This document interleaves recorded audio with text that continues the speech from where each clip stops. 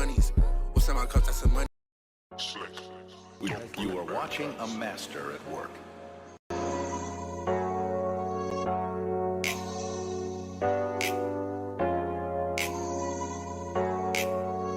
Damn, I go dummy. Always outside with the slickies, the monies. What's in my cup, that's some money. Keep me a goodie off for a perky. I just might fuck that little bitch over honey. All my ops look dummy. That's deep, but boys don't got no money. That's when I do see that bad. No, I'm not dancing when I double tap that. Pretty ass face in the ass fat. Which will pass on, they all wanna grab that. Bitch, I'm 60 to slash that. High stack, always outside where you at. Keep a gun that would lie like I see it. I'm gonna turn it up back. Wait, bitch, get the fuck in my face.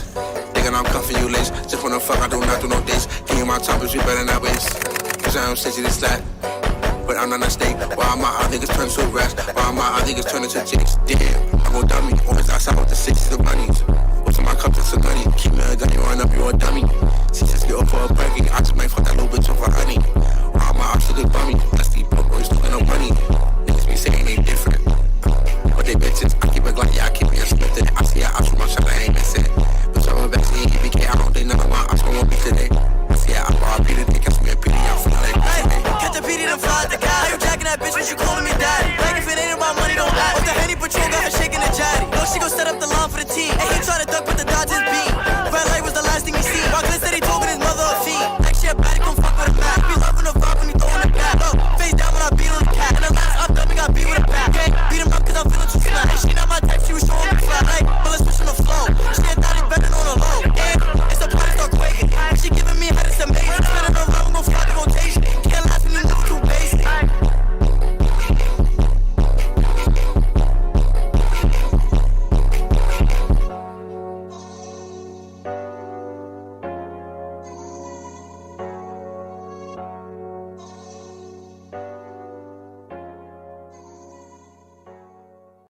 Go off the deep end. I don't think you wanna go off the deep end. You are watching a master at work.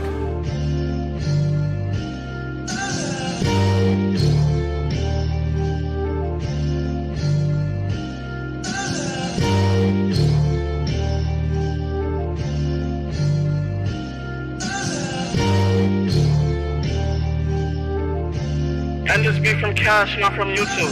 Back it up, get your money, back it up, act bad, act it up, and move stizzy, pack it up, they said Stizzy was lacking like what, keep it glizzy, don't like it like how, Stizzy is not what you jacking, it's up, Stizzy not what you jack, like damn, like this, like that, like what, like this, and you know that Stizzy outside, she said she want your lady outside, and I got a bitty outside, I'm a bad boy like Diddy outside, what up, back it up, get your money, back it up, act bad, act it up, and move stizzy, pack it up, back it up, get your money, back it up, act bad, act it up, and move stizzy, pack it up,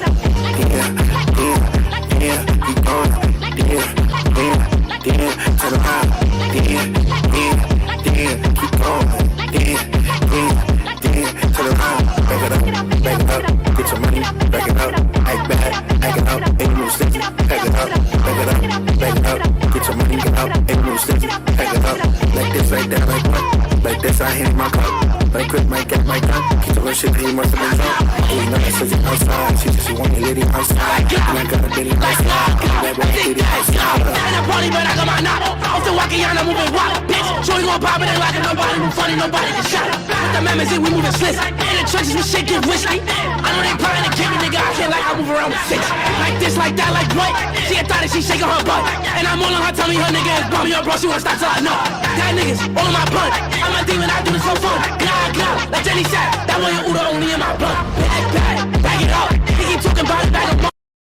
Have a long day. We have a long day for us. All right. Hopefully he's in here. The guy who recommended this video. If not, he is figured. All right. If you're not in here, you're figured. But we're gonna react to name Bailey.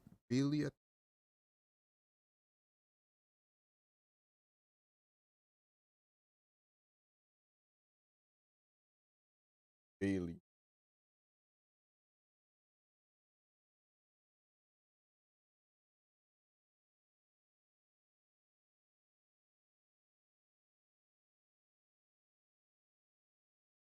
No, Barry. Barry Stevens. Alright. Subscribe or not, but subscribe because I'm reacting to your video, alright? He recommended this video, so let's see. We got a long stream ahead of us. 911 emergency. Yes, I have a missing child. Maggie Frida ambulance. Money. I ain't rich. You're wilding, eh? Hold on. Maggie Frida Fire Department. I'll give you money when I Park, become rich, right? Southwest of the pond. I don't trust who he is. Don't with. worry. Is my- Don't worry, gay. my Yo. Don't worry, gay. Once I become rich, y'all gonna be rich. Alright? With me. Don't worry. Alright, man? Don't worry that. Alright? Once I become rich, you guys gonna be. And I'ma bless y'all. Don't forget. I'm bless y'all. Alright? I'll give you all the streaming equipments y'all need for Christmas. Oh, what else? The clothes. I'm gonna give you drip out. But you gotta tell me if it's not drippy, I'm not buying it for you. So you gotta tell me. Alright. You gotta send me the link and all that. Dripped out. Alright. It'll be drippy. It'll be streaming equipments if you want to stream or do YouTube. Alright, YouTube equipments. I'll get you that. What else? PC, baby a PC, maybe. That's a big maybe, cause that's a big maybe. But let's get into the video. 911 emergency. Yes, I have a missing child. Maggie Frida ambulance. Maggie Frida Fire Department. Respond to Oasis Park, southwest of the pond. I don't trust who he is with. Is my problem. How long's he been missing? Who you with? About 3 hours. Wait, that's nothing. That's nothing. You can't report. I don't know where they're from, but I heard the grapevine that you cannot report until 24 hours. Is Craig Sorger, and these are his two friends, Evan Savoy and Jake Eakin. Yo, who you look like? He looked like from a movie. This guy, Jake. Who? Sorger, and these are his two friends, Evan Savoy and Jake Eakin. Jake Eakin looks like someone. But look closer. Would you want these two boys to be your friends? There's something a little off about them. Like, they're not your average, playful 12-year-old boys. Unfortunately, Craig Sorger and his family would find out the awful truth about Jake and Evan the hard way. In 2003, Jake and Evan became the youngest people to be tried as adults in the state of Washington. What? They'd pretended to be Craig's friends, all the while hiding a vile hatred for those weaker than them. What they did to poor Craig is unspeakable. But how did two 12-year-old boys... Yo, bro, this is why I can't watch this, man. This is why my I'm sorry. I'm sorry, chat. I'm sorry, man. I know this is serious, but my boy in me to your face. And undercovered. Yo, let me see your face, gay. I don't know why, but your voice is very pleasant. Very pleasant. Your voice is very pleasant. All the while hiding a vile hatred for those weaker than them. What they did to poor Craig is unspeakable. But how did two 12-year-old boys reach such a low point? And were their sentences enough to bring justice for Craig? Watch on, but be warned. We'll be discussing the themes of extreme violence, torture. Biggity. Yep, this is gonna be a pretty tough case. But if you're ready, let's dive in. Yo, I want to do a channel like this. Should I? Today's story begins in a place called Everett in Washington State. Everett is home to over 100,000 people, and it's just 25 miles away from Seattle. But it has some pretty big issues. Its crime rate is 56% higher than the national average in the US. People rarely walk alone at night, and store owners are always on edge, worrying about their property getting vandalized. A gas stop even ironically put up a sign saying, "Welcome to Tweakerville." Everett has been ranked as one of the worst places to live in Washington. But life was happy and peaceful for Craig Sorger at least Hold in the on, beginning. hold on. We're not going to talk about how Tweakerville is crazy. Tweakerville is crazy right now. He was born on February 10th, 1990, and grew up with his parents Lisa and Chuck, and his younger brother Keith. But when he was a toddler, Craig's parents started noticing some strange behaviors in their son. Worried about what that might mean, they took him to a doctor. Soon enough, it was discovered that Craig was on the autistic spectrum. This wasn't bad news. In fact, discovering this early on meant that Craig had all the extra care that he needed, both at home and at school. Craig was a special education student, but he did well in school, apart from sports. His physical coordination wasn't that great. At home, he had a great relationship with his parents. He just found it a little hard to do certain tasks. One such thing was changing scenery. Indeed, Craig was very resistant to change of any sort, from food to clothing, let alone moving house. When he was 11 years old, Craig moved with his family to a tiny town called Ephrata.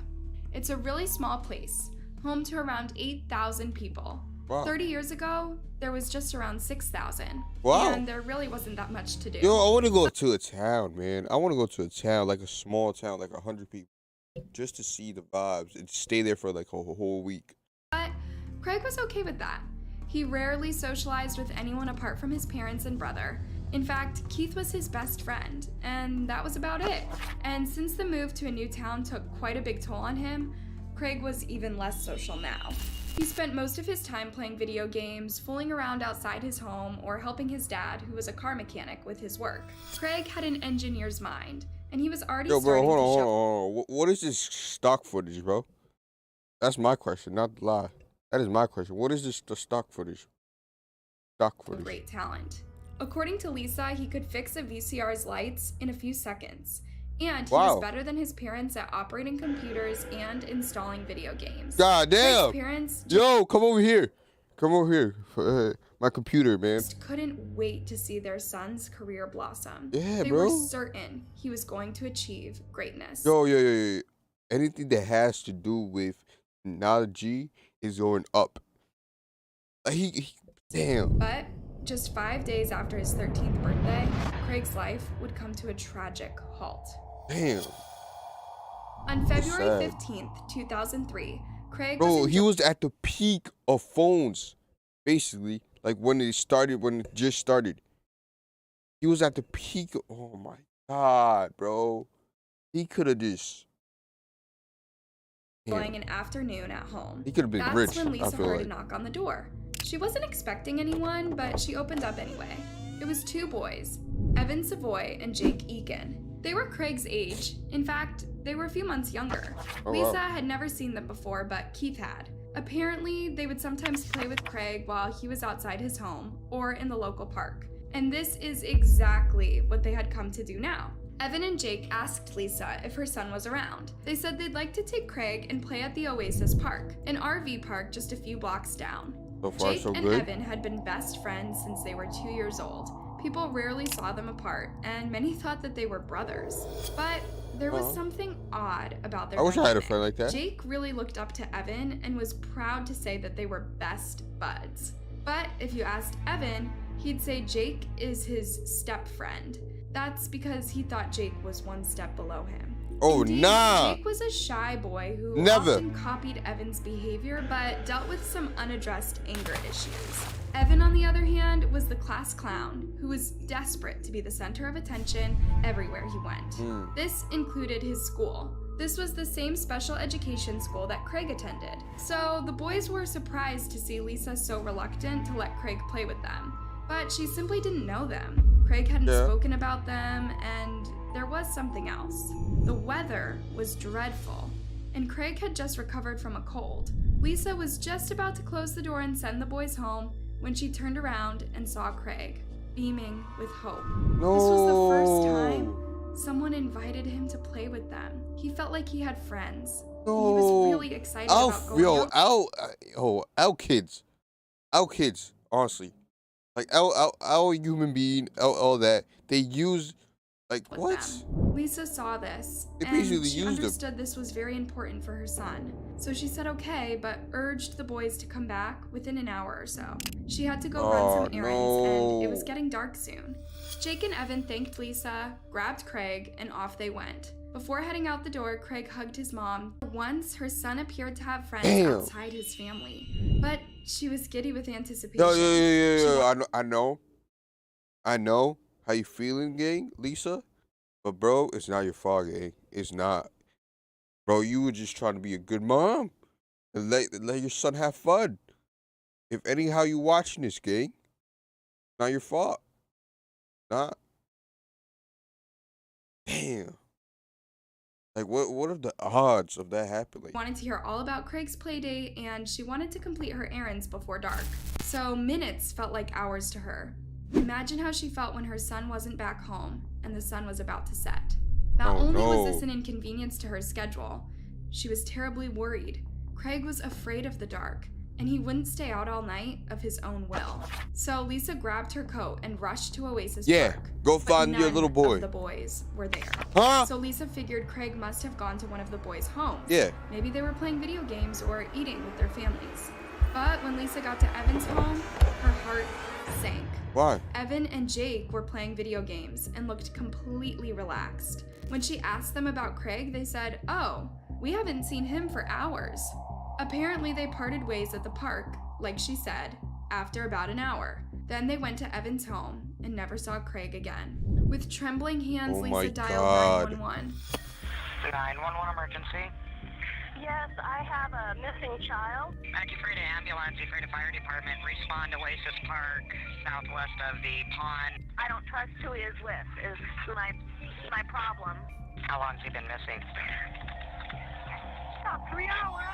She told the dispatcher that her son is on the autistic spectrum and that he struggled outside on his own. He was very vulnerable wherever he was. The police knew this too, so they immediately started a search throughout Ephrata. Lisa joined the team to search around the neighborhood, and even Evan and his family helped. The search didn't take long. The officers headed off to Oasis Park, covering its every alley, particularly those Craig was afraid of, the dark, secluded trails in the back. Tragically, this was exactly where Craig lost his life. Lisa found her son lying face down in a red pool under a tree. He was pronounced dead at the scene.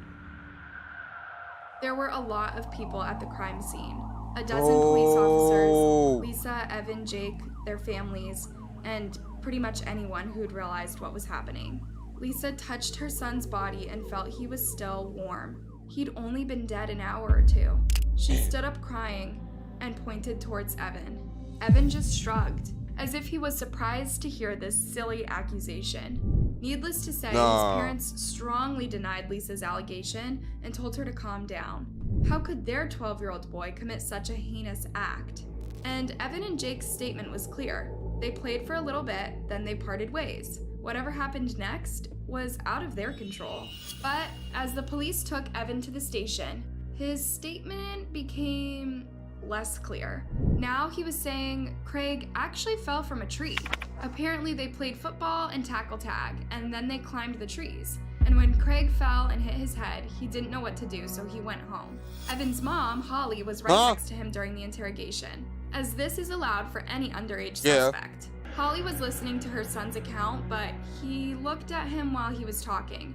At one point, she realized he'd changed his shoes after coming home from the park. She didn't bring this up right then and there, but she didn't forget the detail. The next day, Holly was doing the laundry. Inside the bathroom, she noticed that Evan had washed his park shoes. They were still wet, hidden behind the laundry basket.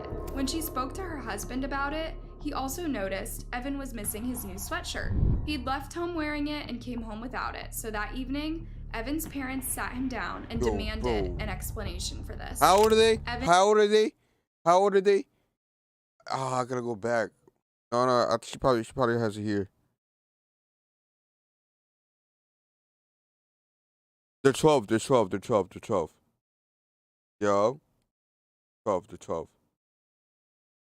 Evan broke down crying. Damn. He told his parents that he hadn't been telling the whole truth.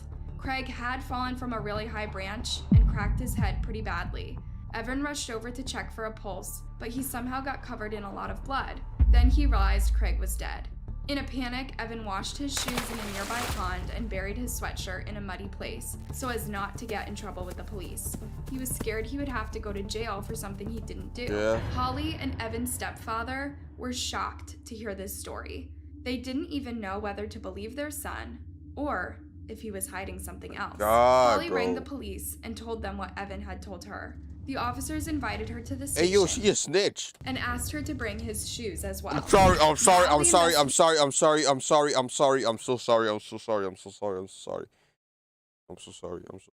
Not funny. It's not funny. Hiding something else. Holly rang the police and told them what Evan had told her. Not funny. The officers invited her to the It's serious station. time. It's serious. It's serious. Serious time. We can't joke around. Rang the police and told them what Evan had told her. The officers invited her to the station and asked her to bring his shoes as well. Now the investigators knew if they asked Evan to tell his story again, he might just repeat it word for word. So to see if he was telling the truth, they went to Jake's house and questioned him. Jake said that the three of them climbed a tree and Craig fell down and hit his head. But Evan had said only Craig was up in the tree. There were some inconsistencies. Meanwhile, the police dug up Evan's bloody sweatshirt from the pond. Oh no. And that day, an autopsy was conducted on Craig's body. Sure enough, the results didn't say fell from a tree. Craig had been viciously hurt and stabbed. He had 34 jabs in his head and neck alone, and a few others in the chest. It was so vicious that the tip of the weapon was still buried in Craig's skull. What? His death was a slow, painful, and Don't terrifying get it. one. He lived his last moments wondering what he had done to deserve this and why his two friends killed him. The police immediately arrested Jake and Evan. Yes. They I were don't get it. held I don't on get $1 it. million bail each. Baby, By $1 million? far a record-setting sum for a 12-year-old. Yeah. Imagine the waves $1 million this is crazy. made in a tiny town like Ephrata. Not even the biggest cities in the world are used to 12-year-old murderers. But even if Jake and Evan were in custody now, they remained adamant that they had nothing to do with Craig's death. They only fled the scene because they panicked, and they would be held accountable for Craig's silly fall, they said, even when they were shown the autopsy results. Outrageously enough, the boys' families even created a theory where after the boys fled the scene, somebody else found Craig's body and desecrated it. The police couldn't exclude any theory, but they were pretty sure the boys were guilty. They just needed to find enough evidence to convict them. Yeah. This was just the beginning of a tiresome process that scarred the Sorger family more than it brought closure. Wow. As in many cases, the investigators spend a great deal of time learning about the suspects' lives at home. Who were Jake and Evan? Yeah. And what would give them the motive to do something so horribly wrong? At a first glance, there was simply nothing out of the ordinary about the boys. As far as everyone knew, they were two schoolboys with special needs who enjoyed violent video games and playtime outside their house. Evan and Jake were interviewed by several psychologists. Jake had an IQ of 93 and the language and writing skills of a 7-year-old. But from a behavioral point of view, he was Bro, I'm not even joking. I'm not joking. I feel like I seen this kid, bro. This picture right here. And the This picture right here. I feel like I seen this picture. I feel like I seen this picture before. Or this interview. I know he's in the interview. I feel like I seen it, but I don't remember. Of a 7-year-old. But from a point of view, he was deemed completely normal. I just feel Evan like I've scored seen it average on just about everything. Dr. Eric Johnson concluded that both boys are well enough mentally to be rehabilitated. He thus suggested to the judge that they be tried as juveniles.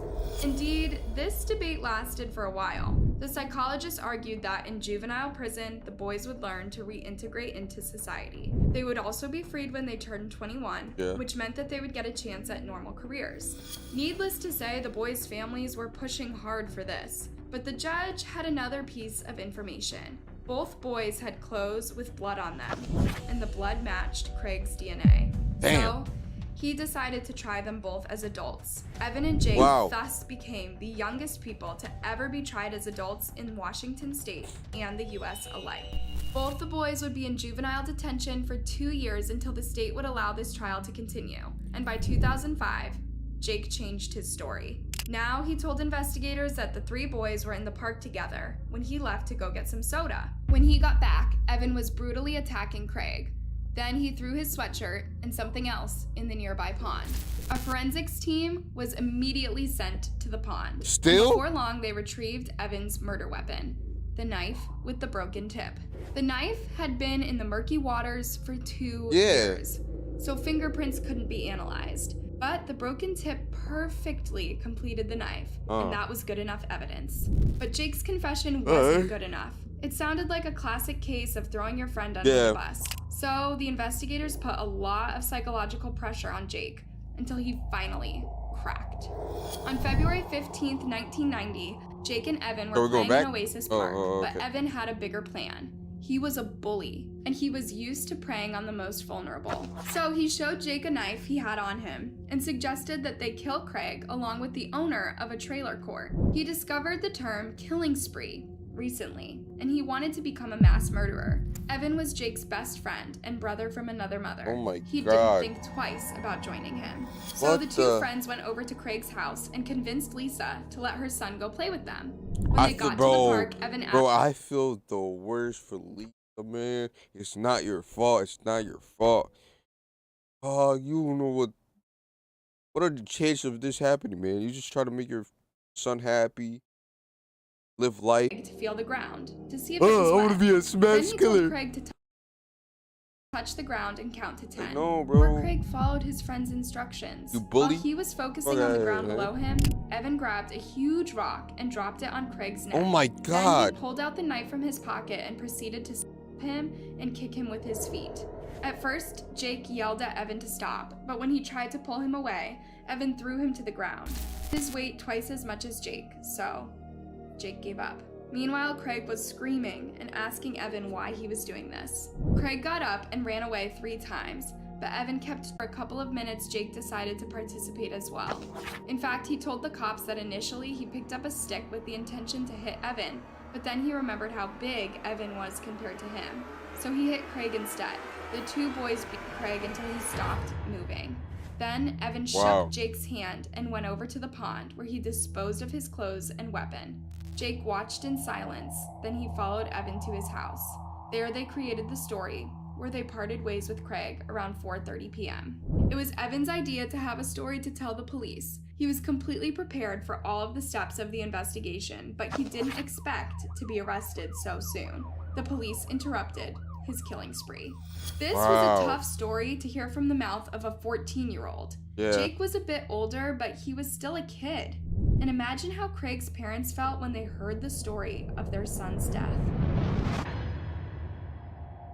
Jake was offered a plea deal. If he would testify in court against Evan, he wouldn't be charged with first-degree murder. He'd only be charged with second-degree murder by complicity. So, even if he was being tried as an adult, Jake would only get a sentence of 8 years in prison. Wow. In April 2005, Jake I think he's out, no? and made his full confession. You solemnly swear or affirm to tell the truth under penalty of perjury. When he finished, he's the out. judge gave him a sentence of 14 years. Oh, figured he much never longer mind. than the one recommended by the prosecutors. Wait, is he out? I don't The think judge he's out. said that a 12-year-old perfectly understands. Not yet, what but it soon. means to hurt Wait. Let's do the math. Hold on. 2005. Oh yeah, he is out. And that Jake Yes. should have stopped it, or at least told someone about it, not cover his and Evan's tracks. Evan, on the other hand, showed zero remorse, and so did his defense team, who tried to pin the blame on Craig's father, Chuck. What? Yep. Even if Chuck proved he was out of town the day of Craig's murder, the lawyers tried to frame him for the brutal attack. When that theory failed, they moved on to Craig's child services, trying to have them testify against Lisa, Craig's mother. It's pretty outrageous. Man, nobody is gonna place a chat, bro. This is why I need. Tried to frame the victim's Someone parents. delete that. Don't you think? Needless to say, Craig's parents got very upset at Evan's parents.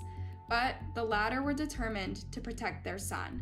So both couples started harassing each other until they got restraining orders both ways. When Lisa was cleared of all suspicion too, Evan's defense team started pointing their fingers at Cody Cook, a former schoolmate of the three boys. Cody said he actually witnessed the murder that fateful day.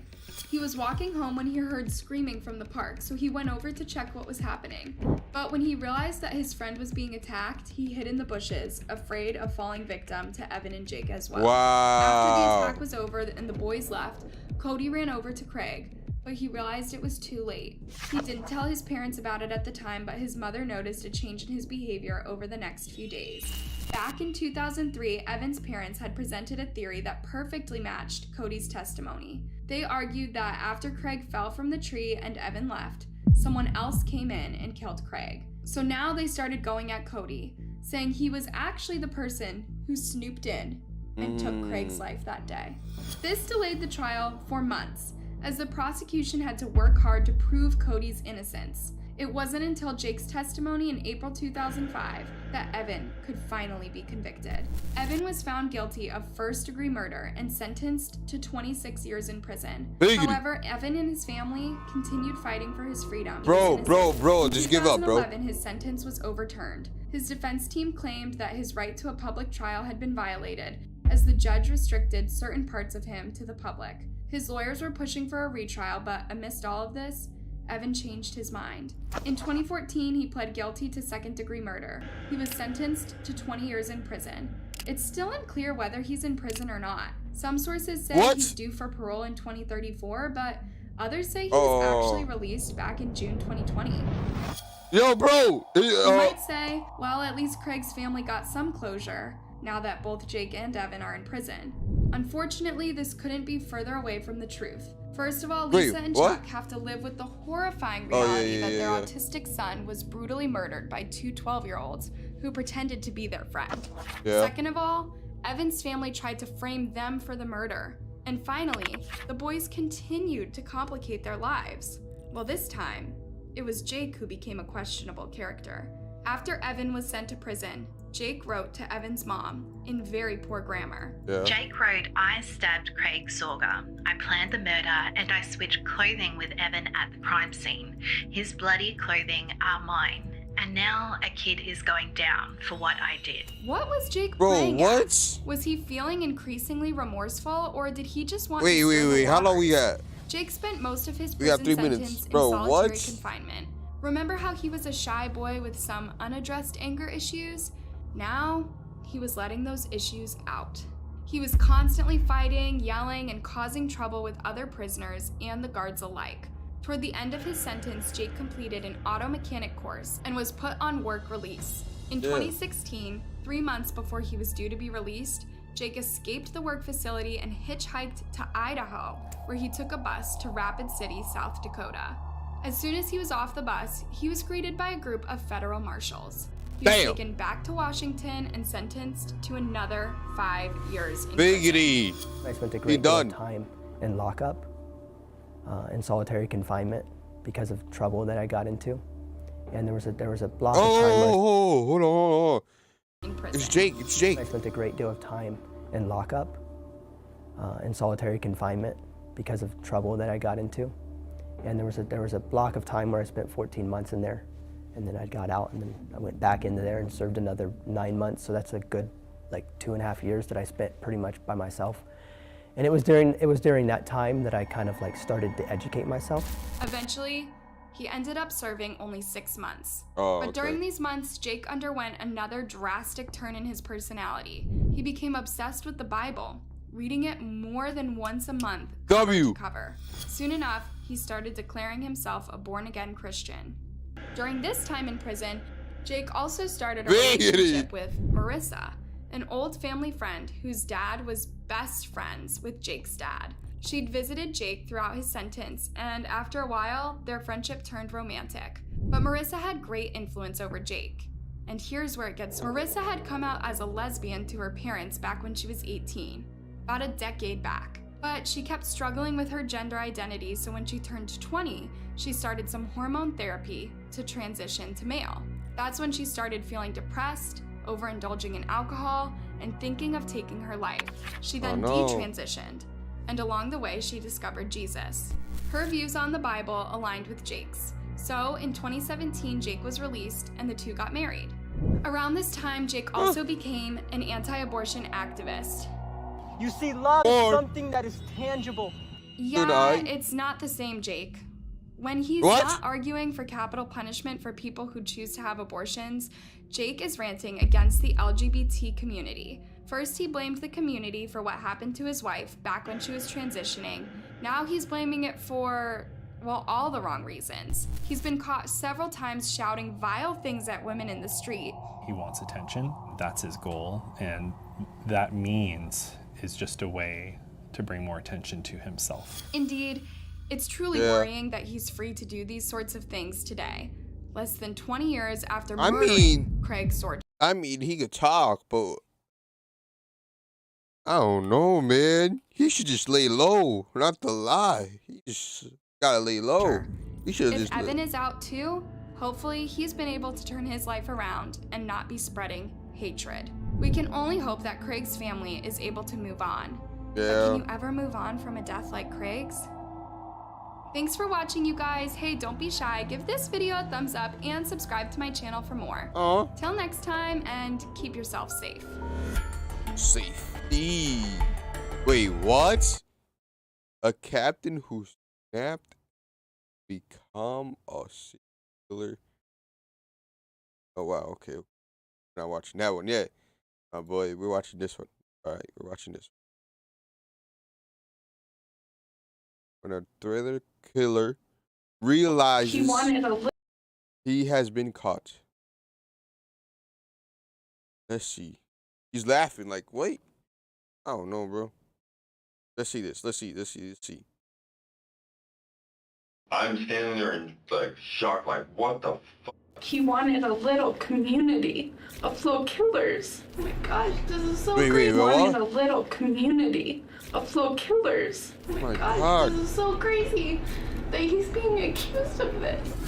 A young man takes off on a cross-country journey in hopes of achieving a fresh start. He's optimistic that this is his chance to make things right for his family, and he can feel it. Everything is about to change. Unbeknownst to him, however, his path will soon take an unfortunate detour. It will intersect with an individual so incredibly evil, they would later be described as a serial killer in the making. It was June 17th, 2017, when 18-year-old Hunter Tash Smith left his home in Junction City, Oregon. A job that could help him to provide for his infant daughter was awaiting him. He'd led his family to believe he'd be traveling by Greyhound bus. It could be that he didn't want them to worry. In actuality, he had elected to hitchhike.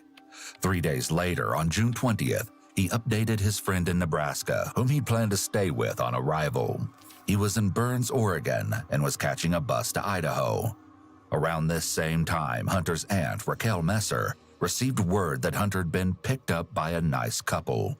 Apparently, they were so kind that they allowed him to stay the night in their home, giving him a chance to clean up and get a comfortable night's rest. The plan was to drop him off at an Ontario, Oregon bus station the following day. And then, all contact with Hunter came to a screeching halt. It was the next month in August when Hunter's friend in Nebraska contacted Hunter's mother, Heather Smith. The friend was worried. It had been weeks since she'd heard from Hunter. Immediately, Hunter's family filed a missing persons report. It was August 4th. And then, nothing. 4 agonizing months passed since his family had last seen him, and still no word from Hunter. On October 21st, a development came, but it was the worst kind of news. Human remains were found by hunters in an area of the Bruno Desert in Idaho, Oregon's neighboring state to the east. The cause of death appeared to have been anything but natural, and based on the estimated age of the deceased, Idaho State Police believed that the remains could potentially be those of the missing young man. DNA from Hunter's mother was compared against that of the unidentified body, and the confirmation soon came. Sadly, the remains were those of Hunter.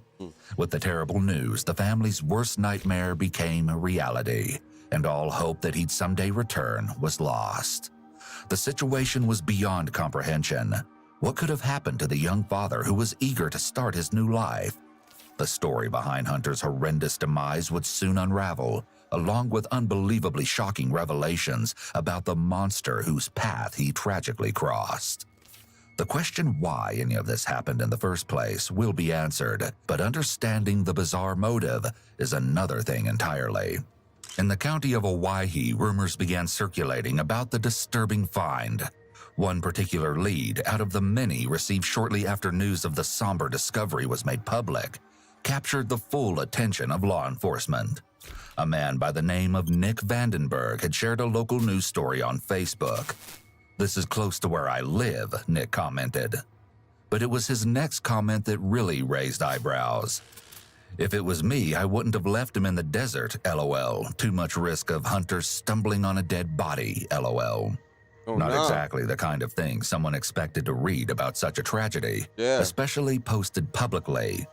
As law enforcement followed up on the leads that had rapidly filtered in, they were soon led to a young woman by the name of Montana Reed.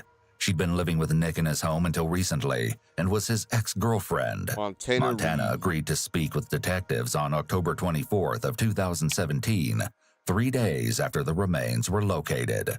First, they addressed how it was that she came to live with Nick in his home. Halloween night of last year, I moved in, and I was getting a divorce, and so I just, me and my husband were leaving my mom's house. I couldn't live there anymore, so he offered me a place to stay, and so I was meeting his friends and everybody. It seems it wasn't long before the detective got down to the heart of the matter. I couldn't think of him hurting somebody like that. Why do people say that he's violent and is capable of doing that? Because he went to military. He talks about little stuff from the military, and he's been in a few bar fights. Nick has claimed that during the course of his service in the Marine Corps, while stationed overseas, he'd engaged in combat. As a result, he'd had to resort to taking lives. Oof. Montana gave some additional background on Nick and explained that his upbringing had left a lot to be desired. His growing up, I don't know if you know, but he was in and out of foster care and all this other stuff, and so. As it turns out, Montana wasn't the only individual Nick welcomed into his home. What about his roommate? I couldn't see Keith hurting anybody either. Keith just had a baby, and he's been in jail. He doesn't want to go back at all. 33-year-old Willie Keith Raby is a man who we'll hear from shortly. Raby. As it turns out, he's also on law enforcement's radar for multiple reasons. Damn. Montana continues to describe her dealings with the two men after living with them for an extended period of time. Of course, as you'll see, this won't always remain the case. The detective then poses an interesting question to Montana. Have you seen the news article that came out about the body that was located? Yeah, I've seen lots of people post on Facebook from around that area. Wow. And that it was right out there where we lived, kind of. He's trying to get a sense of how much Montana knows. And where were they saying the body was located? I didn't look exactly where, but everybody, I know Nick posted on there. He was at the Bruno Desert is where it was found. Why would Nick talk about this, that he did this to this person? I don't know. He's not necessarily a show-off, I guess. I don't know why he would be talking about something like that if he didn't do it. And if he did, he's not. Oh my gosh, this is so crazy that he's being accused of this. No one's accusing him yet. You just suspect that he did it because people are talking about it. Did he ever talk to you about the term bunny bumping? Bunny bumping? What is that? Going out and shooting rabbits in the desert. Yeah, we did that.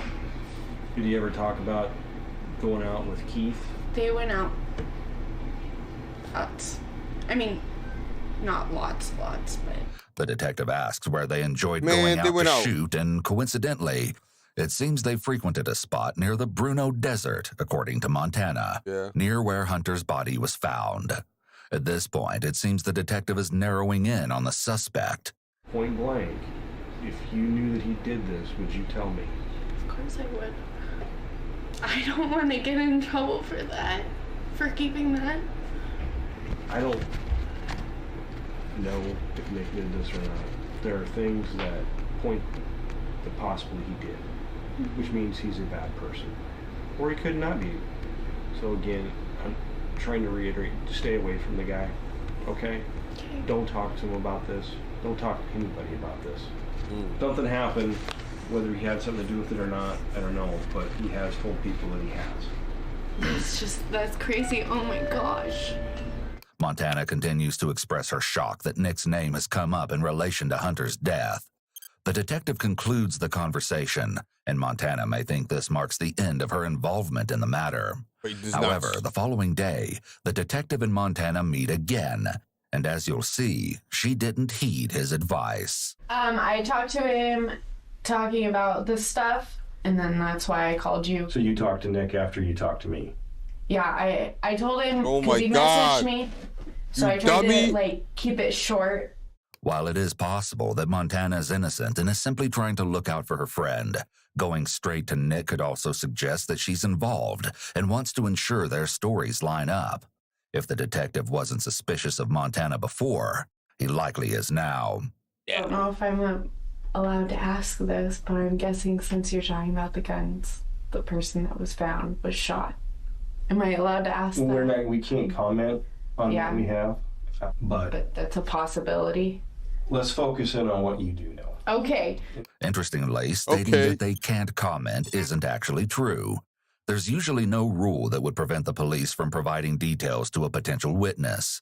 However, officers will often be strategic about the details they do divulge. Many times, police will want to wait to hear a witness's version of events. This serves two purposes. First, it ensures that the witness's statements aren't influenced by the detectives.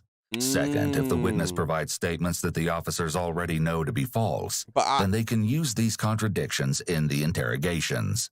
As it seems they aren't making much progress, the detective begins to lay it on thicker. Isn't that like a crime though? Like you can't lie in the room? I don't know if it's true or not. I don't know. I'm glad you called me last night, but I still find it strange that you would even care to even stop and talk to Nick after I've disclosed to you that he is suspected in killing somebody. I can't tell you what we know, but I know you would have been living at a house when this happened. And I don't know how you wouldn't know at least something. Something happened in that time frame between, say, around the 4th of July and the month leading up to everybody moving out of that house. Of course, Montana can explain it all away, as she's been doing so far. Keith was on the run. We told him that he needed to go serve his time. Everybody did. But he didn't want to. So I know that Nick pretty much... I don't know if he told him, but I know that Nick didn't want him at the house if he was going to be on the run. I moved out because we were having some issues and with our relationship. One night we got in an argument and I just had it, so I moved out the very next day. As of now, the detective is curious how Montana and Nick's conversation began the previous day. Apparently, they've been texting each other frequently. Unfortunately, Montana is unable to show the messages to the detective. Apparently, she routinely deletes all of her messages. Oh, why? These having known wouldn't make Montana guilty of anything. However, if combined with other evidence, the prosecution could use this to show something called consciousness of guilt. This is evidence that shows that a particular criminal defendant knew that they had done something wrong and were conscious of their own involvement. For example, destroying evidence of a crime. A common misconception is that once you delete something from a phone or computer, then that file or message is permanently deleted. However, this is not the case. Until the underlying data is actually written over, it can still be recovered. As Mike to her story, that she can't believe Nick could be involved in such a terrible crime and that she has no information to share, the detective kicks things up a notch. And as you'll see, Montana does have some details to share after all. Wow. Truth's gonna set everybody free, okay? I know you know something. I'm looking at you right now. I know you know something. And I know you do. And with that, Montana makes a shocking statement. This was there. With this revelation, there's no question about it. Montana has been lying. Wow, Montana. I don't want him to go to jail. But you're going now. That's the thing that you don't understand. If you lie, you're still going. You tell us the truth, you're still going. There is no winning. I don't want to go to jail. This marks the point where everything changes course. Damn. Montana has a mountain of information to provide, and it definitely won't be setting anyone free. I know one day, Nick came home with this kid. I don't know his name. He said that he picked him and he was a hitchhiker. And we were gonna feed him dinner and let him take a shower, and then Nick was gonna drop him off at another place. If you recall, the last word from Hunter was received around June 20th. The detective asks Montana when Nick picked the kid up. Give me a time frame, summer. Was it about this party time that we're talking about? A little bit before. Okay. The kid joined them for dinner. Yeah. After that, they were going to show him a good time. The kid had never went shooting rabbits. We talked about shooting rabbits, so the guys were gonna take him out, Keith and Nick. So that was their plan, is they were gonna take him out to go shooting and then go take him up to Mountain Home. When they got back, he wasn't there anymore, and you didn't go with them to shoot rabbits. Not that time. What did Nick tell you about this? All he said was that they took him out shooting and dropped him off in Mountain Home. Huh? So you said you were there. You know this happened. You're in now. You're on the right path. The detective asks her if she would be willing to call Nick you're while done, he covertly listens in. Yeah, you're done, bud. It's worth a try. According to a statement the detective made earlier, Nick has been eager to talk to other people who have then shared information with police. So the police left me a message asking about the body. They wouldn't say that in a message. Why would they be asking me? I don't know. I don't know either. Yeah, bud, you're done, bro. Do you know anything? No. When someone's voice goes from a lower tone and ends on a higher tone, it often means the person is questioning something or lacks confidence in what they're saying. It could also mean they are being disingenuous or are simply caught off guard. His upward inflection here is a red flag because this should be something he's certain about, which would be demonstrated with a firm tone of voice rather than his less than confident no. Does anybody that you know anything? Not that I know of. Everybody I've talked to doesn't have any idea what's going on. We're all trying to figure it out too. Because that seems really suspicious to me that they would call you and talk about a body in a message. They would just ask you to return the call. If anything, it seems the call is making Nick suspicious of the whole situation. They wanted to know about the body, and they... That was the out from the cop, not the lie. That was the out. That was a big out from the cop. He shouldn't have called. Said, that... You see? The thing is, bro, like, couples know when they're nervous. I feel like she's nervous. Right here, look. The body, and they said, They said, that it involved. Like, right there, her, like, pause.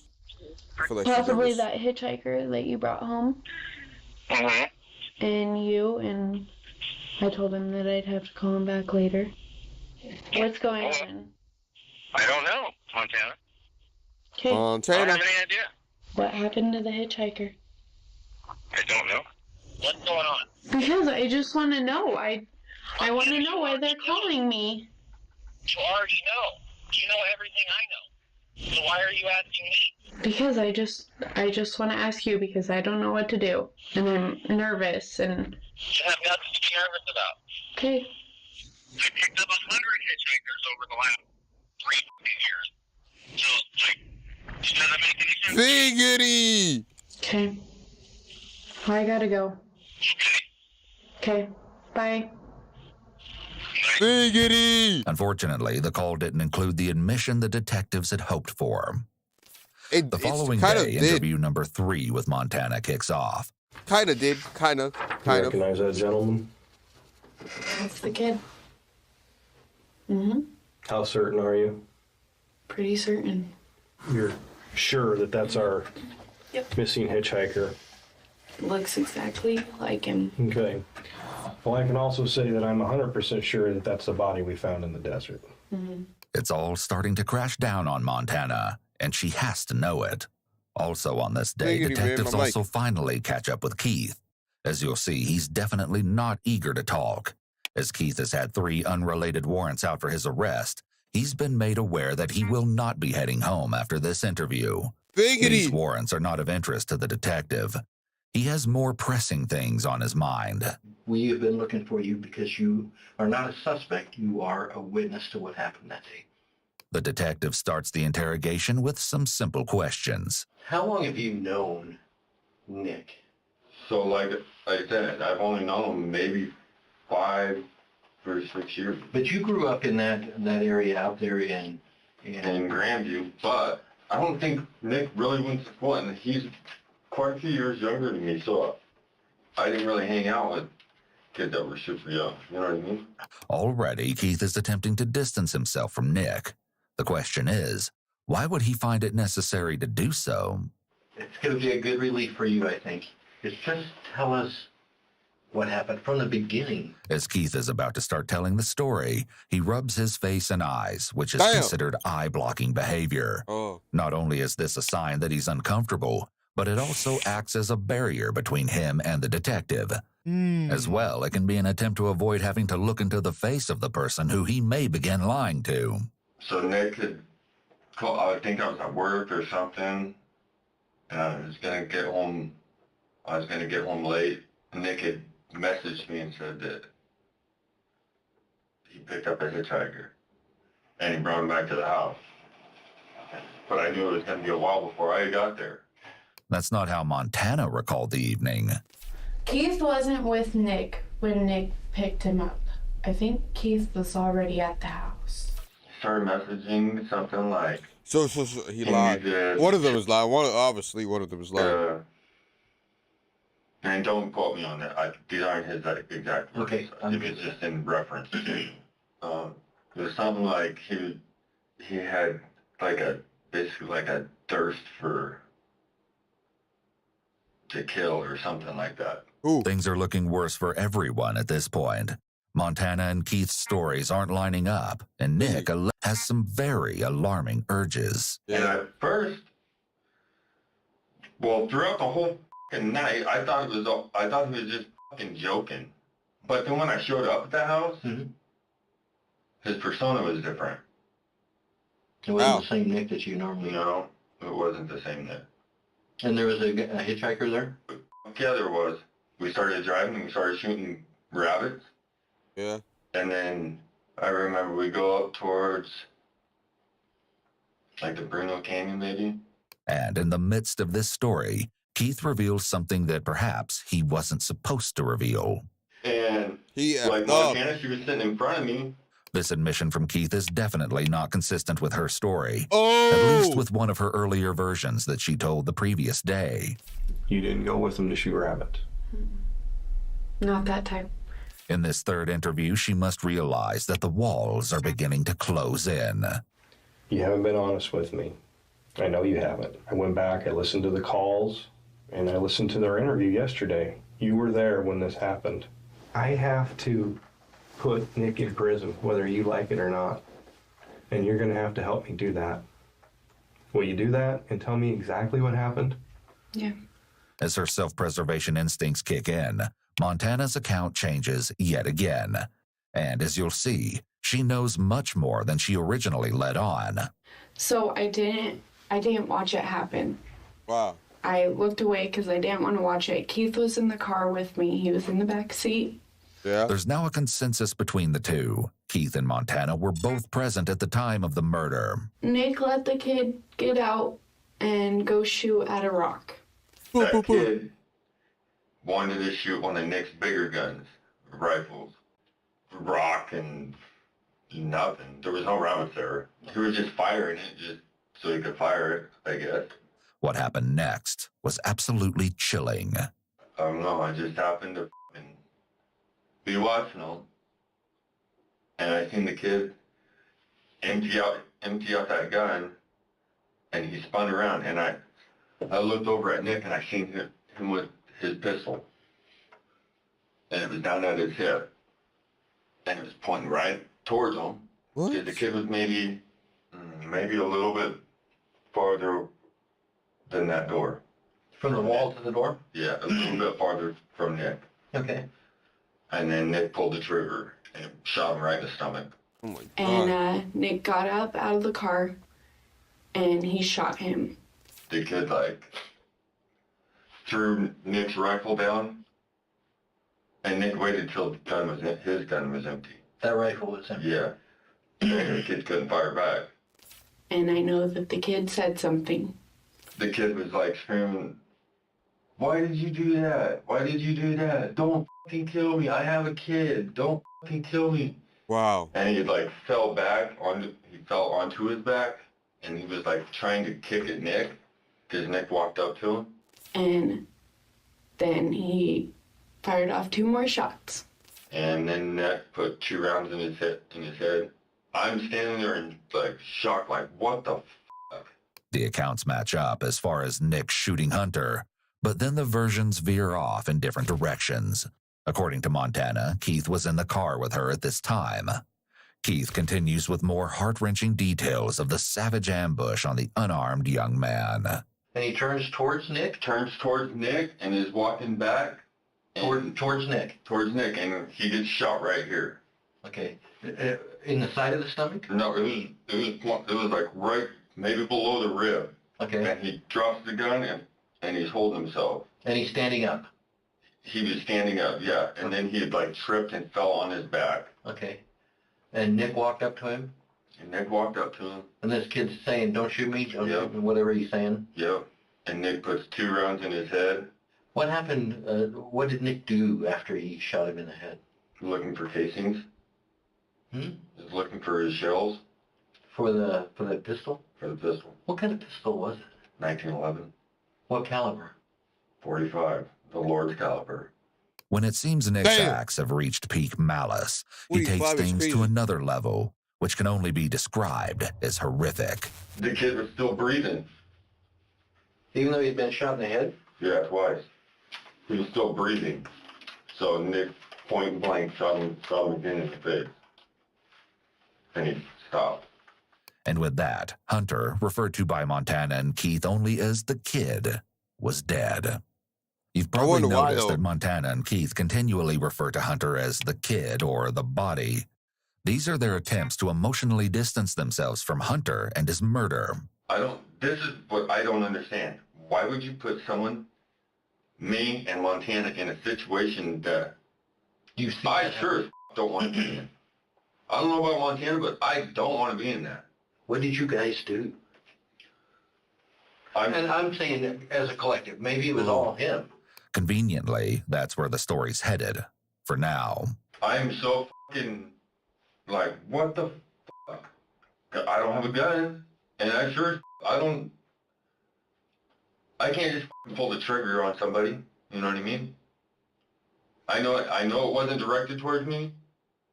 I know I probably should have fucking done something, but I don't know what the fuck to do. Apparently, Nick knew exactly what to do next. He's tearing the fucking kid's clothes off because the kid was in our house. Nick's wanting to take all the clothes off except for his underwear because he sat in our house in the fibers. Nick's a smart fucking dude. So he stripped him of his clothes? Yeah. Wow. Put it all in the bag and burned them. And then he asked Keith to get out and help him undress him, and they drug him off. I did not watch. I didn't want to watch. I didn't want to be a part of it. I didn't even know what was going on. He says, "Help me drag this body over." It's fuck, dude, I don't want to do this. And I did. Nick likely wanted him to help clean up because the more involved Keith was, the less likely he would be to report him. If he tried to implicate Nick, then he would be implicating himself as well. Despite their efforts, both Keith and Montana are more involved than they claim to be. Yeah. And the truth will soon start to show itself as more shocking revelations are made. After it all went down, Nick went through his belongings and got his ID. What happened to the ID? I don't know. I have no idea. He kept the license of the kid. I don't know where he put it. I don't know if he still has it, but I know that he kept it. This behavior can be a warning sign of a potential serial killer, and an indicator that if given a chance, he would kill again. As the detective is starting to put this is not a sign. He is one. This is not a sign. Pieces of the puzzle together, he wants more information about the motive behind the brutal killing. Obviously, there's no real rationale. So what drove Nick to commit such an unconscionable act? You told me that it's like he had a thirst for blood. Yeah. So what makes you tell me that? What was the basis of the context that would give? I can't remember exactly what was said, but it was along the lines of, this kid's a liar, and I'm going to end it, or I'm going to end him, or something like that. According to Keith, Nick's comments were in the form of text messages sent to Keith while Hunter was a guest in their home. Did you have the idea that something bad was going to happen? I don't know. It's kind of like mixed feelings. Like, just because Nick was saying that, I didn't really expect that shit to be fucking going to happen that way. However, that's not what Montana says. But what happened? What transpired with Nick? Because what I'm being told is Nick was going to kill this guy, and he had planned on doing it. Hey, did you have any idea that this was going to happen? I know that Keith and Nick talked about it, and they told me that something was going to happen, but I didn't know what. And once we got out there, I figured it out. You know. I know that after the fact, she knows. He would talk about doing it again. That it was a stress relief. I don't think it's a start. I think or talk about he already has started. Finding a random person driving down the highway in the middle of Idaho, like on the highway from Idaho to Nevada, and just finding a random person and I feel like the car was broke down or something and killing them and driving their car off into the desert and burning it on fire. The reality that Nick was an aspiring serial killer is all too real. Keith's interview is concluded and he's taken into custody as a result of his unrelated warrants. However, when it comes to his involvement in the murder, the investigation has just begun. There's only one person left who can answer the detective's remaining question, Nick. Detectives then catch up with him that same afternoon on October 26th. Hey, the reason we wanted to talk to you is because of a body that was found out in the desert. I heard about that. I actually saw the notice on Facebook, the press release from Okay, well, some hunters found this body that's out in the desert, right? And contacted the police. They asked us to assist with them. That's why we're here. Okay. And we're trying to track down any and everything that we could find out about who this person may be. Okay, and what happened to this person. Nick is holding his body very still, which may indicate that he is in fight or flight mode. When someone encounters a threat, they may freeze momentarily. This is an instinctual response in order to minimize attention, much like an animal may stop all movement when they realize a predator has spotted them. Your name came up as somebody that we might want to talk to that might know something about this. Why is that? Now, I got to tell you straight up, I can't tell you a lot of stuff. I'll tell you what I can about this. Why is that? Now, your name came up as somebody that we might want to talk to that might know something about this. Why is that? Now, I got to tell you straight up, I can't tell you a lot of stuff. I'll tell you what I can. Would you happen to know anything about this body being out in the desert? I don't know. No, I don't have any idea. Wow. I know some people a while back thought I saw a notice saying that a hitchhiker that I had picked up had gone missing. Nick has thoroughly prepared his story for this interview. So far, he seems confident that he's got this one in the bag. Nick's a smart fucking dude. As you'll see, though, the interview will begin to head in a different direction shortly, and not to manage. Nick readily relays his encounter with the hitchhiker to the detective. I asked him where he wanted to go, because I'm obviously not going to drive him to Nebraska. And I said, well, if you haven't eaten, if you're hungry, whatever, I can take you home, make dinner. I got to make dinner anyway. and I can bring you back to town tonight or in the morning. Save you that much time. And he said, all right. Nick explains that Hunter ate dinner with Nick, Keith, and Montana. Then they all went out to shoot rabbits. His account is consistent with the others so far, but then Nick throws in some new information. Came back to the house. He had made a comment about Montana. I was not excited about his comment about Montana. Some sexual stuff about wondering if she would sleep with him and all this. And I said no, because at the time Montana and I were semi-seeing each other. Okay. I took him to the Chevron Mountain Home. It was after dark. I don't even know what time it was. Took him to Chevron Mountain Home. Gave him $20 cash. 2 $10 bills, I think it was. And that was the last time I saw or heard from him until somebody said they seen a missing poster with his name on it. This is the first we've heard in relation to inappropriate comments, so it's likely that Nick may have added this in to paint an entirely different narrative. He wants police to believe that he's a kind stranger that took in a hitchhiker and made him dinner, only dropping him off at a gas station in Mountain Home, Idaho, after he supposedly made Montana uncomfortable.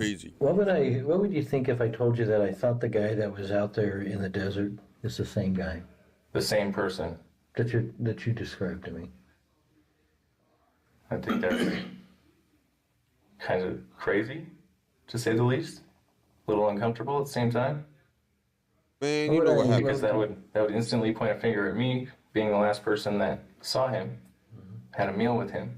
It's going to be difficult for Nick to explain away the next question posed by the detectives. What would you say if I told you that he was out in that general area that you described to me as well? Around Shoofly? In the desert out there, yeah. Well, I mean, I don't know. Is it well known out there for people to go out there? Yeah, all kinds of people go through the desert out there shooting rabbits or whatever. You know, we did talk to Montana. Mm-hmm.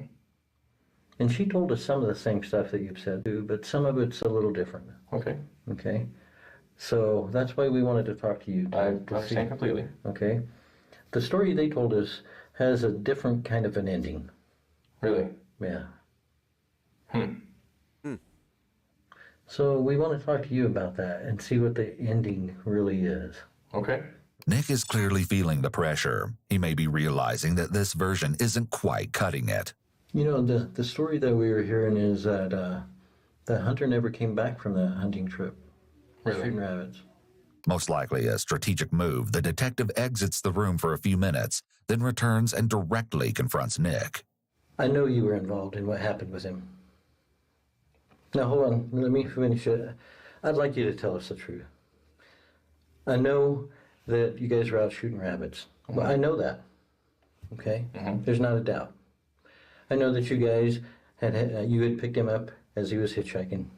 Okay? I know that you had some drinks, smoked some weed with him, took him out for a drive, right? Yeah. But I also know that at the end of the drive, he stayed there. And he stayed there because he was shot. Bam! By you. I know that. By you. I also know that he was shot with a 1911 45. Okay? Which you had. Okay, yeah. Okay? I also know that you shot him. Then the tables turn and Nick poses some questions of his own. And why would you say that? Because I know that. How do you know that? I have the proof. I have the 45 bullets. I also have witnesses that were out there that said that you did it. Nick has dug him to the detective, one that will get him out of trouble. And as you'll see, it's unbelievable. Do you want to tell us about what happened out there?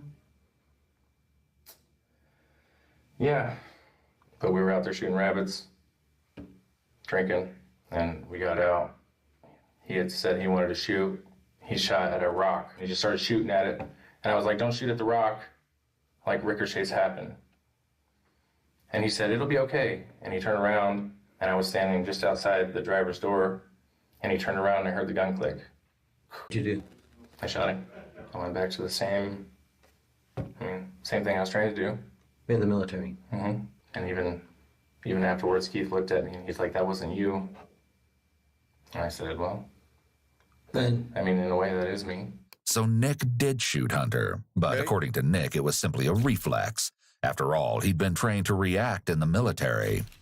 Nick makes a last-ditch effort to assassinate Hunter's character, having already confessed to actually assassinating him, while going through Hunter's belongings prior to burning some... In the Marine Corps, I have a set of dog tags and a little crystal image of myself from boot camp. And then my ribbons. He had that stuff in it was in his backpack, along with a set of my hunting knives. Really? So he was in the process of stealing from you. And that just pissed me off even more, I think. Okay. Quite obviously, the detective isn't buying any of it. As the interview is about to come to a close, Nick recounts the gunshots that ended Hunter's life. You got the one in the stomach, and then the one in the face. And I've heard so many people struggling to breathe, and I couldn't listen to it. It's just one of those kind of triggered me. So just double tap real quick. To his head? That's it.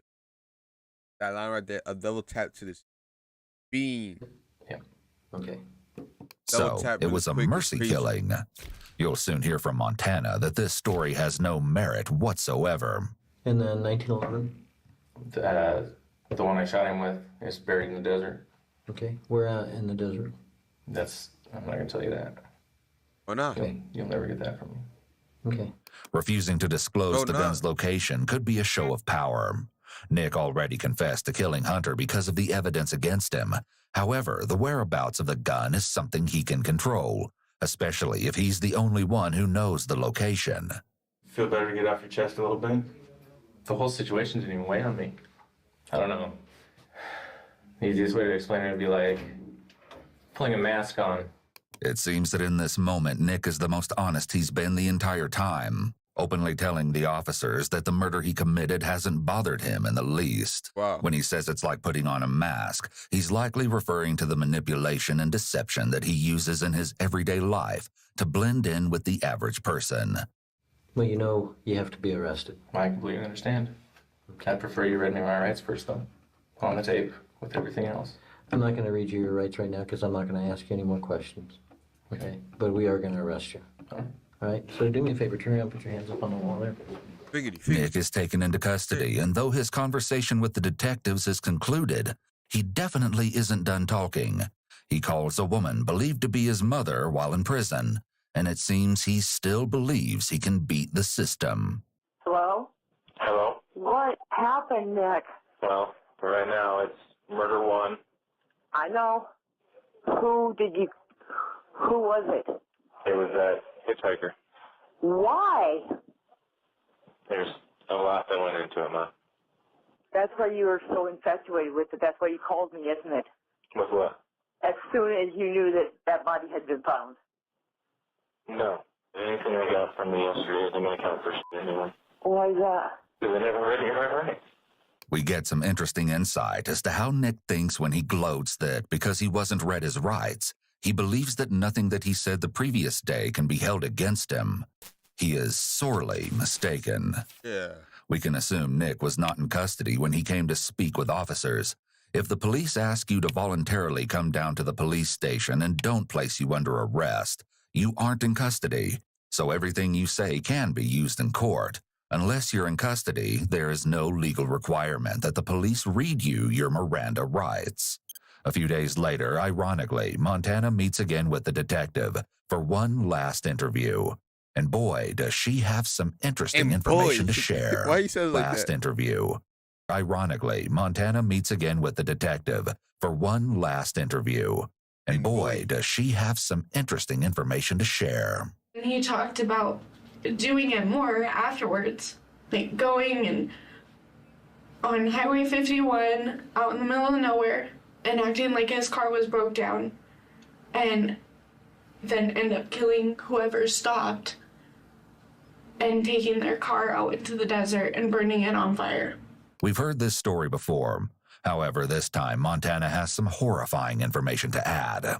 He talked about doing that. He talked about picking up more hitchhikers. He told me and Keith that it was our turn next. He wanted a little community of flow killers.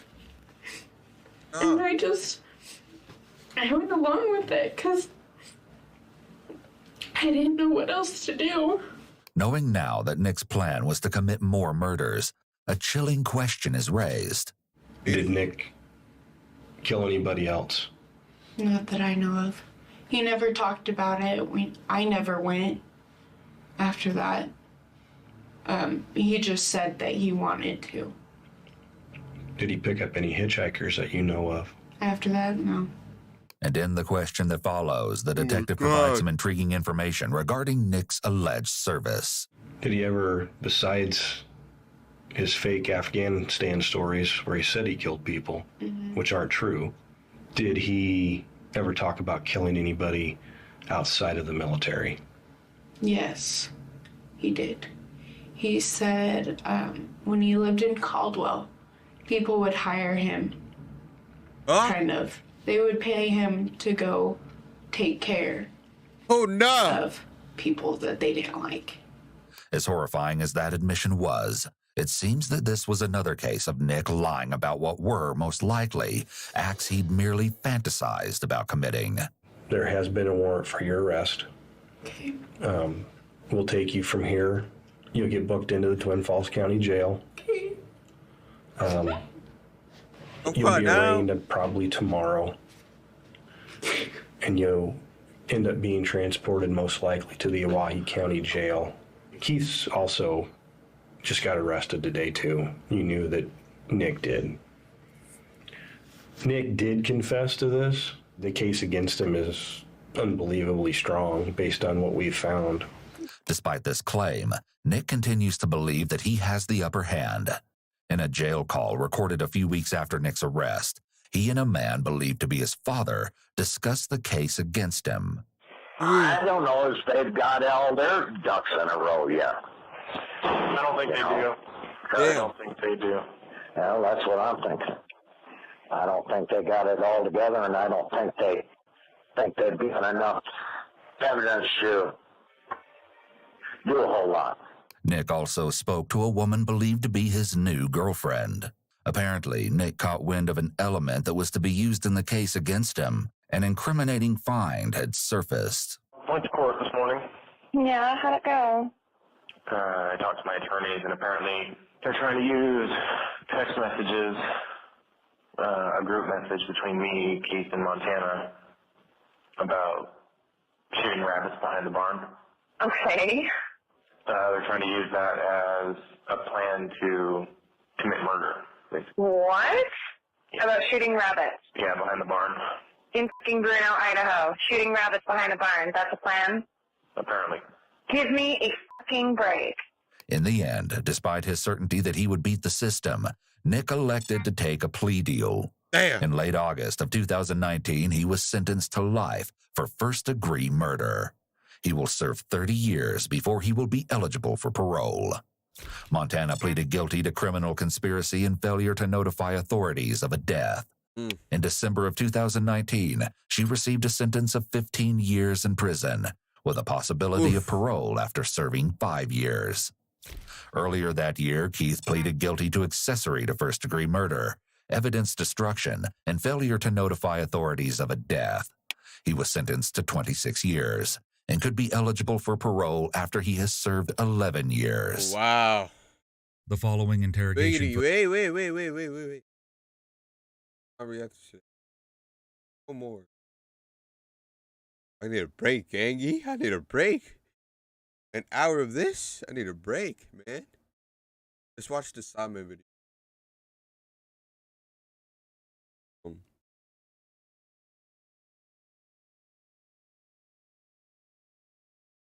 Watch this.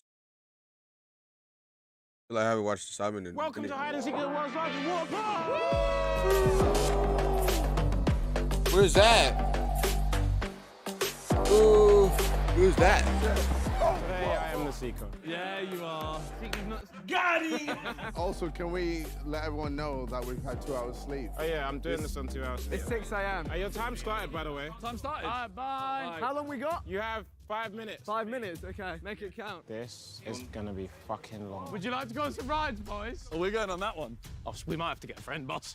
We found out that there's people that will literally go on rides with us. Yes, we've paid some friends for the day. Because we couldn't get our own. Randizzle, come on, speed. Are you sure it's this way? I saw the entrance. Yeah, Raging Rapids, look. Yeah, look. Good morning, guys. Good morning. Do you want that'll fit me? Yeah, I think we have all the size in the world. That's two's enough. Two's enough. Man said two's enough. Let's go left. Let's go Trident Tower. That's the big one. That's the new one over there. Okay, fine. It's got all the biggest rides in the biz. Yay. Yay. You know, this is going to be a workout. I want to go. Running. I can't believe I have to do this. World's largest water park. Don't even like water. And I am the secret. The thing is, do we go straight down it or do we wait for Toby? I think. I don't know. Do we just risk it? We might literally just come down here and he's stood here. It's a risk we don't take. Look at that. 0 minute wait time. Oh, that's actually crazy. That's a blessing. I reckon you give me. Can you give me like a solid 3 months training, yeah? No distractions, clean eating, no Sidemen videos. I reckon I end up looking like this motherfucker. I think the genes are there. I mean, clearly, no genes here. It's just, what do you even call this? Loins? No, the loins is what's underneath that. Loincloth. You don't stop looking, you pervs. Odyssey of Terror. Jeez. Okay. Never skip stairs day. Yeah, this is a workout, bro. Honestly. Yeah, get me on the lazy river. How's Toby ever gonna find us? We could just sit in the staircase. I love the water. Yes! Yeah, that's how it's fun. Look, relax. This is a very good idea. That was fun. This is me whole video. We're good, we're good. Oh, it's getting tasty now, boys. It's getting tasty now. You know, what a workout. Fuck. Was this worth it? I want to It go. will be once we're on it, yes. I'm actually worried that he's going to No, just I be think waiting. he's going to give us enough time to do like a couple rides. I'm actually a little bit scared, you know. It's called Odyssey of Terror. Oh, look at the view. Look, this is... Where are they? Dubai? We've literally climbed a building. Oh my.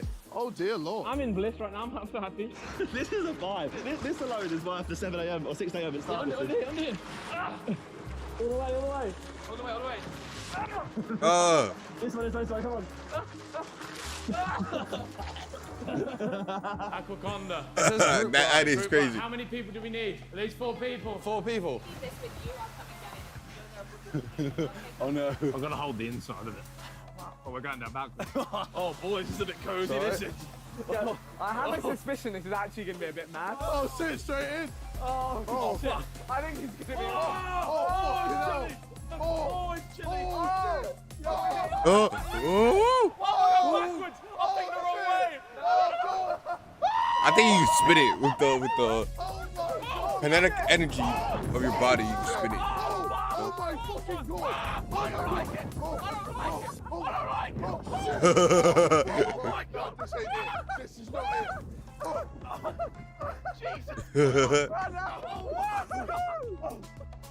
That could have gone so wrong so quickly.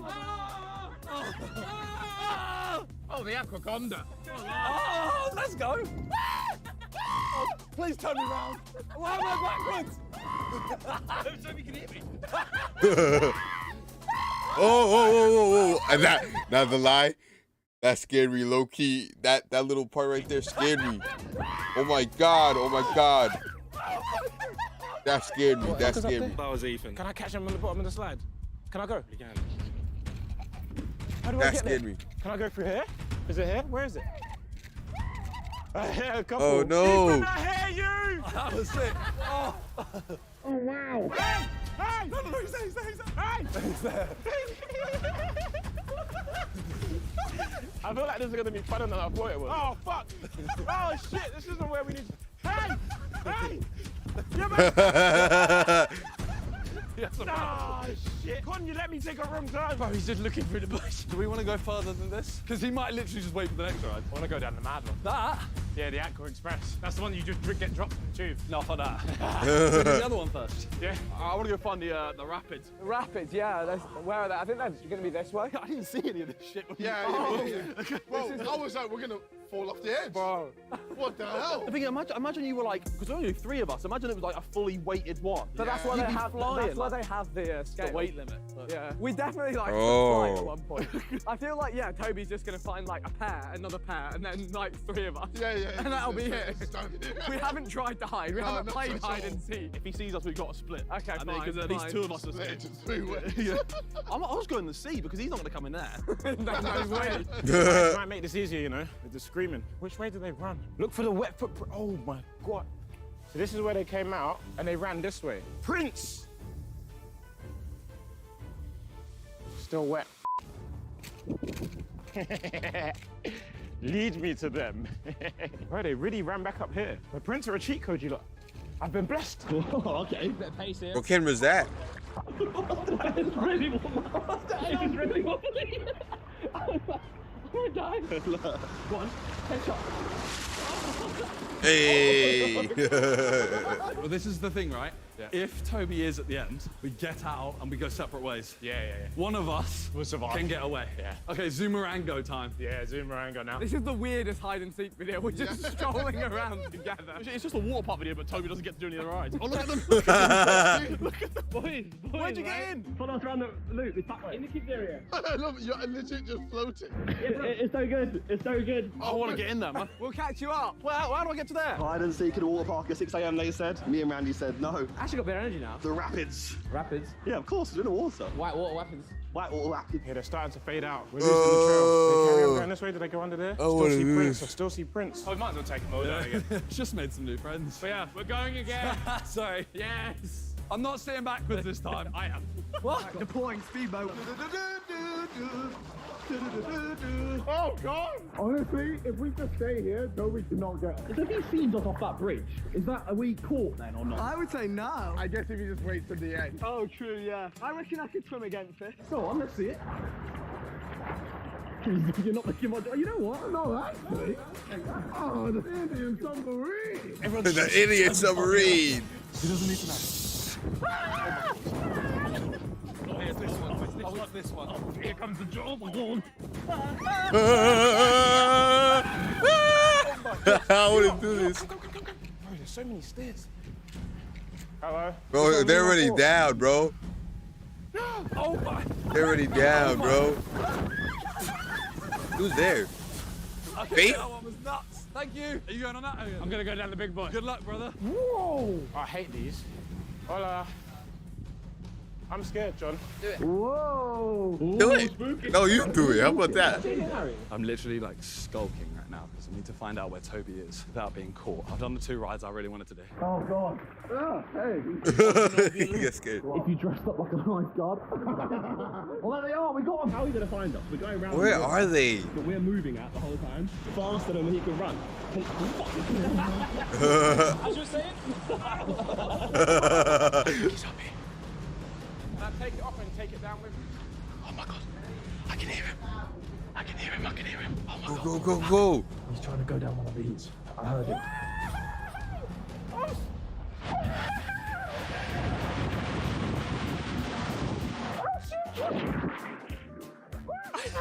Let's go on the right. Let's go on the Oh, so John did know that. One of those big inflatable, like one of the. I think. Did you see anyone? I just went on a ride for no reason. Well, yes and no. What do you mean yes and no? Help me. Oh, yeah, They I slowed think us he did. so much up there, man. I heard Ethan and Simon. Imagine if we actually hid. Oh, it'd be possible. No, that's actually long. Anyone who actually hides is a loser. Oh, my God. Which one's better? These Damn, someone should hide. Oh, I don't know. Oh, I would say the one on the right is longer. Yeah, let's do that one. Oh, oh, oh. Get out the way you are. Get out the way. I could get 3 on Wednesday. I could get a headshot. I could get a headshot. I'm doing 10-2. Now, did someone just go up here with a camera or not? Are we safe? Thank you. Thank you. We are good. What about double blaster? Nah, no chance. No. John. Triple kill! Oh my God. The 123 W2S PSI limited. Come on the right. Oh, we are like that. We coming like that, Simon, now, huh? We coming like that. We coming like that. Come on the ride with us. 1, 2, 3. I did the slide. I did a ride. I can't believe it. We were tempting fate. We knew we were being idiots. What the hell? How did we all not see him coming? I was up there somewhere. I saw you all walk past. Oh, yeah. Oh, we're having so much fun. We can still have fun. We still have fun. I wonder where Simon is hiding. We've not seen Simon so far. I think we should cut to him and stop looking at us in the river. Stop disturbing our peace. Where is everyone? I'm actually baffled. Where is everyone? Yeah, now that I've left him, I'm just on my own. Surely he must have gone down. I think he's gone. Can we do this? Yes. Right, let's do this. I want to do this. Bro, I want to go to a water park. That was nuts. We've had a stinker. This is everything we didn't want today. I'm happy for you, though. Are we the first? Yeah. Look around. Oh. Damn it. Curse you, Toby. No, don't curse me, please. Curse you. We're idiots. I didn't want to come with you guys. I knew it was a bad idea. You roped me into this. Oh, shit. Yeah, sorry. I see someone. Enjoy. Harry, you need to find the cliff diving bit. I'll do that. Well, I can't be caught now. I can't do anything. Maybe I'll do what you want. Maybe I'll go look for people at the cliff diving bit. Yeah, we gotta go look. You're so bait. Guys, quick.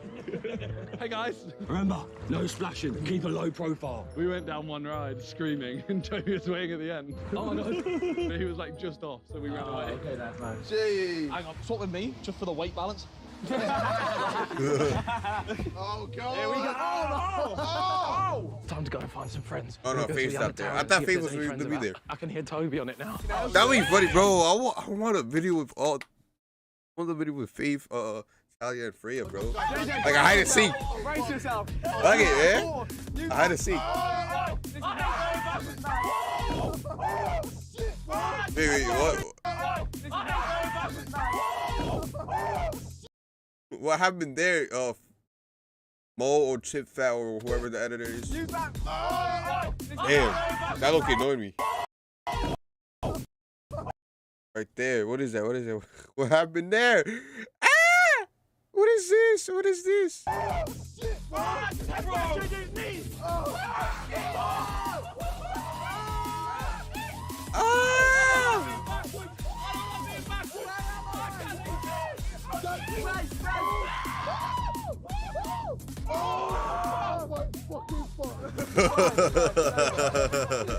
Hey, that was sick. When the lights went out, I thought I was gonna get crushed by a KSI. Bro, I headbutted his knee on that the first one. Well, we got to look for people now. now. We have to play the fucking game. Sorry, guys. I think we split up. We go 2 and 2. Divide and conquer. But come jump off a cliff, man. I'm terrified. Come jump off a cliff, man. Come jump a cliff. I want to go cliff jumping. I gotta do that. Tread water under the bridge.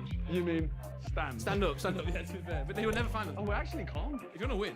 This is nuts, you know. We just got the you whole wanna water win? park to ourselves. This is so funny. I wish my friends were here. I'm sad I lost Simon. Simon! All right, well, the black. Yes, the blacks. The black's here to search for prey. This way. That way. But let's go through Let's here. go through the kids, yeah. All right, you don't go through here. We're gonna go other tower. All right, we'll go look for people here. Don't you worry. No, you're not. You're not. We're gonna have to tell people that we've been pure. I mean, do we? Not really. No, not really. I said this before, but like, it's so nice to go in the kids section because you normally can't. Like, It's a good reason. Yeah, like you get. He looks doing this normally. There's something really like sadistically nice about being dragged away by this. I'm kind of enjoying the trauma. The trauma of being like, I'm helpless.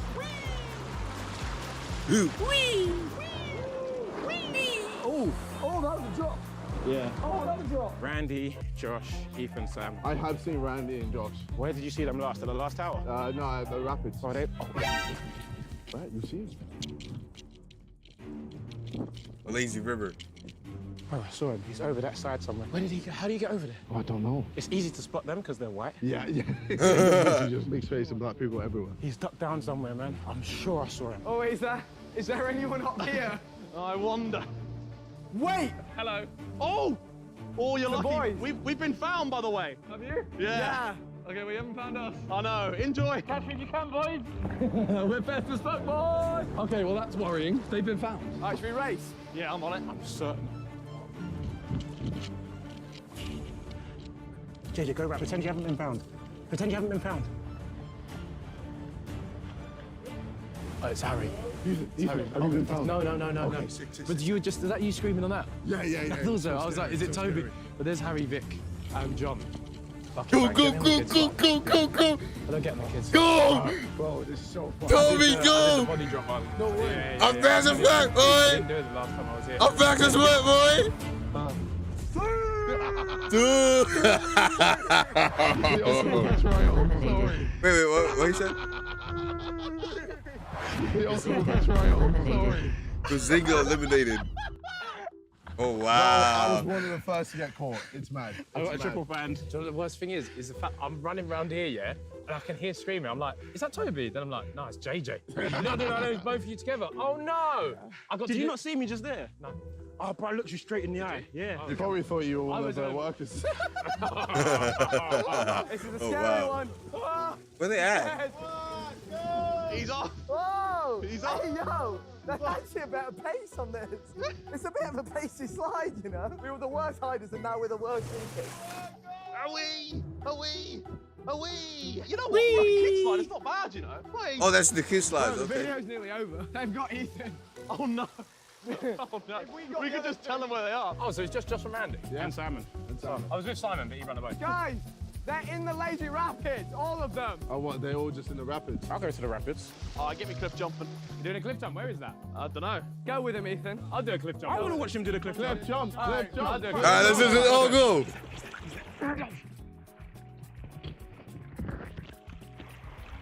They were literally right there. Well, me and Simon were on that thing that you saw us. And I was like, well, he's definitely heard me. Because I was just going, well, I need to come out of it. We had 3 women in there with us. Wait, Bro, I what? nearly come out of it. It was me, Simon, and 3 women. And I've nearly come out the top of it. Couple players on the side bench. It's so funny, they're just at the top and we're like, hello.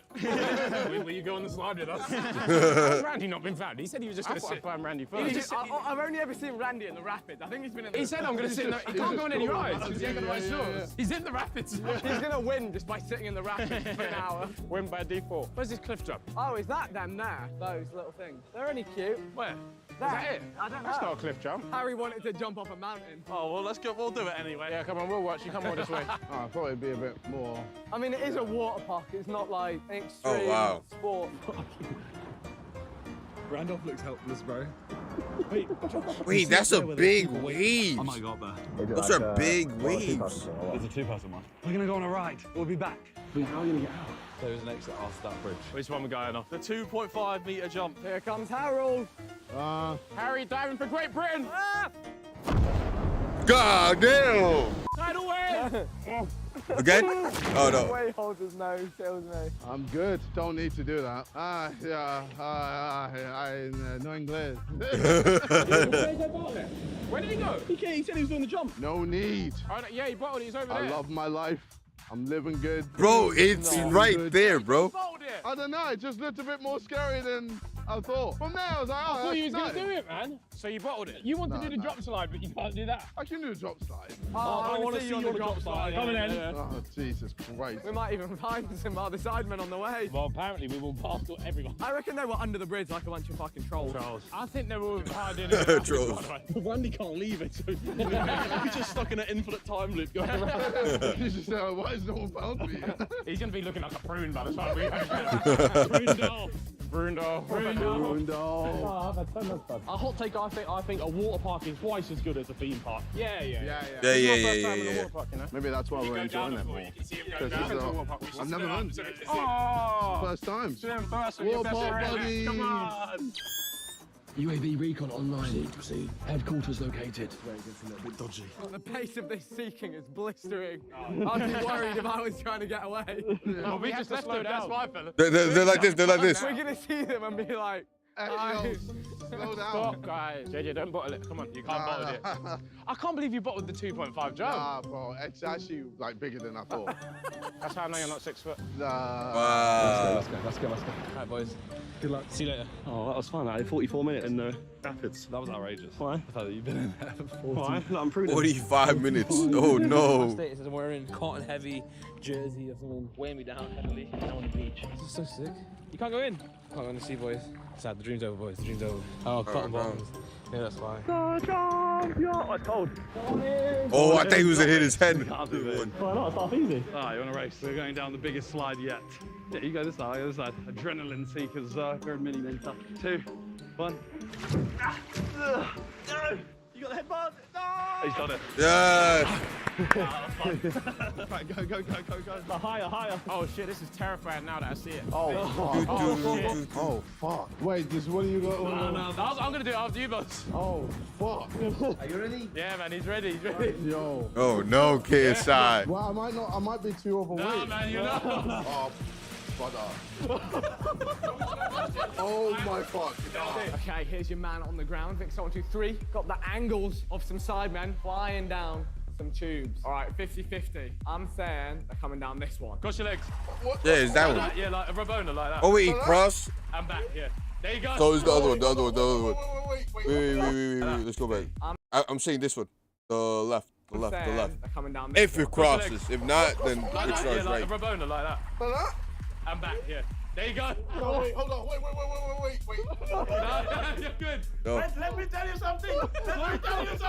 Wait. Let me... Bye.